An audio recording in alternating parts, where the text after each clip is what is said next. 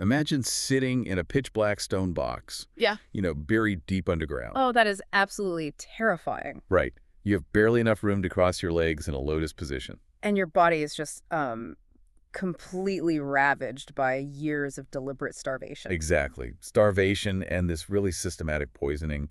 And your only connection to the world of the living is a hollow bamboo tube. Just like barely wide enough to let in a trickle of air. Yeah. And you have this tiny handheld bell. Every single day in the crushing dark, you ring that bell. And you aren't doing it to call for rescue either. No, not at all. Not as a punishment. It's actually the ultimate agonizing act of love for the people walking on the earth above you. Because you keep ringing that bell until your body simply gives out, Right. knowing full well that once the ringing stops, the tube will be pulled, the tomb will be sealed, and you're left in the dark for another 3 years. It's just mind-blowing. Welcome to this custom-tailored deep dive. Today we are exploring a level of physical and spiritual devotion that frankly completely defies modern comprehension. It really does. It forces you to rethink everything. Totally. We have a staggering stack of sources on the table today for you. We've got translated Japanese historical texts, transcripts from on-the-ground documentaries, and some really deep-dive cultural articles. A lot of heavy material to get through. Yeah. But our mission today is to navigate the mind-bending world of Japanese mountain asceticism, the tradition known as Shugendō. Right. And specifically, we are zeroing in on its most extreme, almost incomprehensible practice, Sokushinbutsu. The brutal process of voluntary self-mummification. Yes, we're looking at why human beings willingly transform themselves into living, toxic statues. Okay, let's unpack this, because to even approach the concept of self-mummification, we first have to understand the culture that bred it. Exactly. You can't just jump straight to the mummies. You have to look at the practitioners of Shugendō first, the mountain monks known as the Yamabushi. Which translates roughly to those who prostrate themselves in the mountains, right? Right. Shugendō emerged around the 7th or 8th century.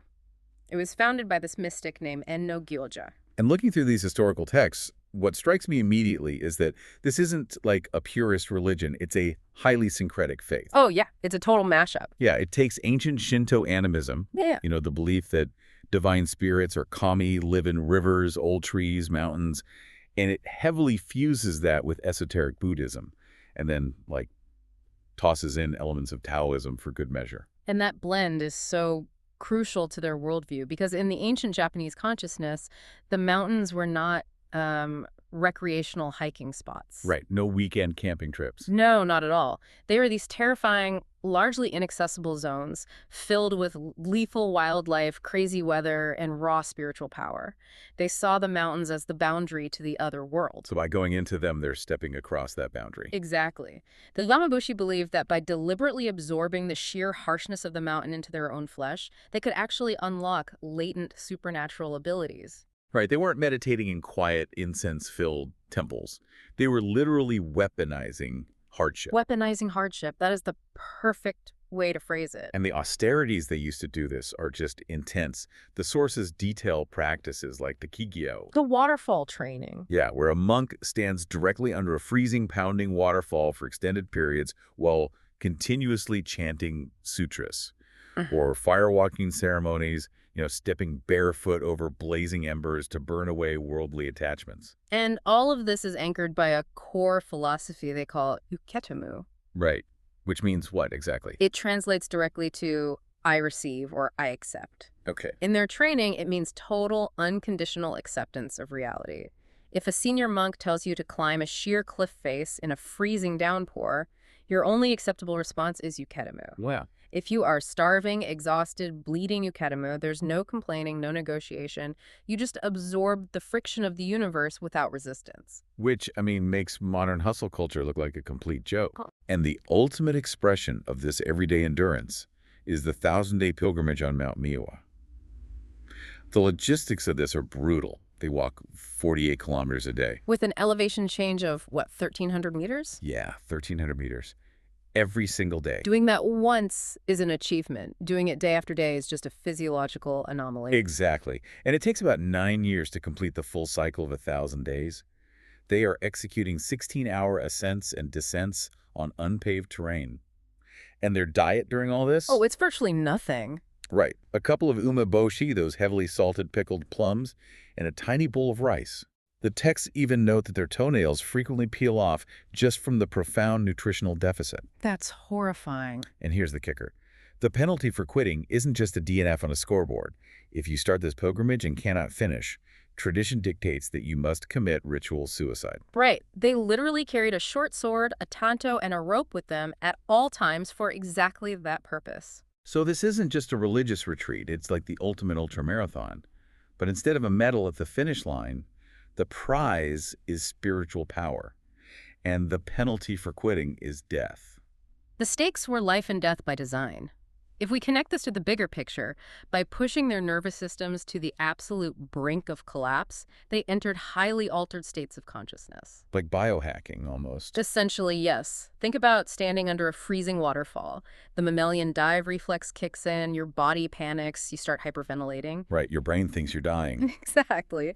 But the Yamabushi would use rhythmic chanting and specific hand postures, known as kujikiri, to force their parasympathetic nervous system to override that panic. Wait, kujikiri, the 9-syllable hand seals. Yeah. The sources mention this is where ninja mysticism originated, right? That is the direct lineage. Centuries later, the shinobi, the ninja, observed the Yamabushi artificially controlling their heart rates under extreme duress. Oh, wow. And they adopted those exact same hand seals for combat stress management. The mountain monks essentially developed the earliest forms of tactical autonomic regulation. That is wild. So this is our baseline. Hiking 48 kilometers a day on 0 calories under the threat of a short sword is just like standard operating procedure. Barely warming up. Right. So if that's the baseline, we have to look at the absolute apex of this faith, the ultimate trial, Sokushinbutsu, becoming a Buddha in one's own body. And this process was so grueling, it took years of meticulous preparation. It was broken down into 3 highly regulated stages. And they couldn't just decide to do it on a whim. No. It required permission from senior clerics. Usually only the most advanced ascetics in their 60s or 70s even attempted it. Okay, let's break down the biology of this because it is fascinating. Stage 1 is a 1,000-day period, nearly 3 years. Right. Dedicated to a specific diet called mukuju kigyo. Which translates to tree eating. They eliminate all grains, cereals, crops. They survive strictly on what they can forage in the mountains, like tree nuts, roots, pine needles, and bark. And the purpose here is purely functional. If the ultimate goal is to prevent a human corpse from rotting, you have to systematically eliminate the biological components that cause putrefaction. Meaning body fat. Exactly. Adipose tissue retains a massive amount of moisture, and moisture is the breeding ground for the bacteria that cause decay. So they are deliberately eradicating their own body fat? It makes extreme modern fasting look like a luxury vacation. They are spending 3 years whittling their bodies down to pure muscle, bone, and skin. It's a slow, highly controlled starvation. By the end of it, the monk is incredibly emaciated, but their mind is still intensely focused. Right, through that philosophy of Yuketamo. But just removing fat isn't enough to stop a body from decaying. You still have organs, blood, fluids. Which brings us to stage 2. Yeah, and this is the part of the source material that genuinely made me pause. For the next 1,000 days, they begin drinking a tea made from urushi. Urushi is the sap of the Chinese lacquer tree. It's the exact same substance traditional Japanese artisans use to lacquer wooden bowls and furniture. To give them that hard, glossy, indestructible finish, and it is violently toxic. The active compound is urushiol, which is the same oil found in poison ivy, but in vastly higher concentrations. Right. Here's where it gets really interesting, but also confusing. Drinking toxic lacquer sap. That sounds like poisoning yourself, not purifying yourself. How does making yourself violently ill with vomiting and sweating help achieve enlightenment? Well, the immediate effect is violent emesis. Constant vomiting, sweating, urinating. Physiologically, this acts as an extreme diuretic. Oh, I see. It rapidly expels whatever moisture is left in the body. The monk is desiccating their own organs while their heart is still beating. But there's a secondary mechanism here that is even wilder. If they're constantly ingesting this sap, the urushiol is absorbing into their bloodstream, permeating their tissues. Yes. They aren't just drying out, they are literally turning their internal organs into a toxic, pest-resistant plastic. That is exactly the mechanism. It's biological self-preservation executed from the inside out. When a normal body dies, maggots and gut flora immediately break it down. Right. But the flesh of a monk who has spent years drinking urushi tea is highly toxic. Maggots will not touch it. Bacteria cannot consume it. They have embalmed themselves prior to death. Emaciated, profoundly dehydrated, and highly toxic. That brings us to the final phase, stage 3, the living burial. The monk is lowered into a custom-built underground stone chamber. A vertical shaft, basically. Right, just wide enough to sit in the lotus meditation posture, no room to stand, stretch, or even lie down. The chamber is sealed with a heavy stone lid, and they are buried under the earth. And their only link to the surface is that single hollow bamboo tube we talked about at the beginning. Just enough oxygen to keep them conscious. And every single day, sitting in total crushing darkness, they ring that small bell. The vibration travels up the bamboo tube to tell the attendant monks above ground that the ascetic is still alive, still meditating, still enduring. Can you imagine the profound psychological isolation of that chamber? Your body is shutting down for multi-organ failure due to the lacquer toxin and starvation. The sensory deprivation is absolute. And yet, the focus required to maintain the lotus posture and consciously ring that bell day after day requires an iron will that is almost unfathomable. Eventually, the ringing stops. When a full day passes with only silence from the tube, the attendant monks know the ascetic has finally passed away. They remove the bamboo air tube, completely seal the stone tomb, and then they wait for another 1,000 days. 3 years of waiting. Only after that final period is the stone tomb unearthed and opened to see if the process was successful. And according to the records, it rarely was. Very rarely. The environmental conditions, the soil humidity, the exact ratio of body fat to toxin, everything had to be absolutely flawless. If the tomb was opened and the body had rotted, the monk was respectfully reburied. Their effort was honored, but their attempt was viewed as incomplete. Today, there are only about 20 successful Sokushinbutsu mummies known to exist, mostly clustered around the Doasanzan Mountains. It's a staggeringly low success rate for such a monumental sacrifice. Which begs the biggest question of this entire deep dive. Looking at this through a modern secular lens, it's incredibly easy to write this off as horrific torture or religious madness or just the world's most agonizing suicide. But the sources are adamant that we cannot view it that way. Right. Why did these monks view this specific brutal death as the highest possible calling? Because in the framework of Shugendō, this was unequivocally not suicide. Suicide is an escape from suffering. Sokushinbutsu was the exact opposite. It was embracing suffering. Yes, embracing suffering for the pursuit of eternal life, entirely for the sake of others. The theological basis traces back to Kūkai, the 9th century founder of Shingon Buddhism. Okay. He popularized the concept of Sokushinbutsu, the idea that you could attain supreme enlightenment in this very body, in this very lifetime, rather than waiting for reincarnation. And the Yamabushi took that concept and radicalized it. Yeah. If you can achieve enlightenment in this body, what happens if you preserve this body forever? You tether your soul to the physical realm. Wow. Achieving nirvana usually means breaking the cycle of rebirth and leaving the earthly plane behind. But they didn't want to leave. By freezing their physical forms, they believed they were anchoring their consciousness to the earth to eternally protect the living from disaster. And we have to look at what the living actually needed protection from back then. Japanese history was ravaged by relentless famines, plagues, earthquakes. Oh, the natural disasters were devastating. There's a prominent account in the text about a monk named Tetsumunkai Shonin. He lived in the late 18th century, a time of horrific starvation in northern Japan. If the crops failed, entire villages just starved to death. Right. Tetsumunkai Shonin witnessed this profound suffering, and he underwent this brutal self-mummification specifically to offer himself as a literal sacrifice, an eternal guardian to save his people. What's fascinating here is it's the ultimate expression of empathy. Modern society conceptualizes charity by, donating money or volunteering at a food bank. Sure. These monks viewed the suffering of their communities, walked into a stone tomb, and donated their actual flesh, blood, and eternity to serve as a permanent metaphysical shield. Think about that. They didn't see themselves as dying. They saw themselves as clocking in for a shift that never ends. They were essentially eternal first responders. Exactly. And the most compelling part is that the temples today still treat them exactly that way. Right. The successful mummies are not sitting in glass museum cases with plaques. They are seated in the temples, revered as living beings.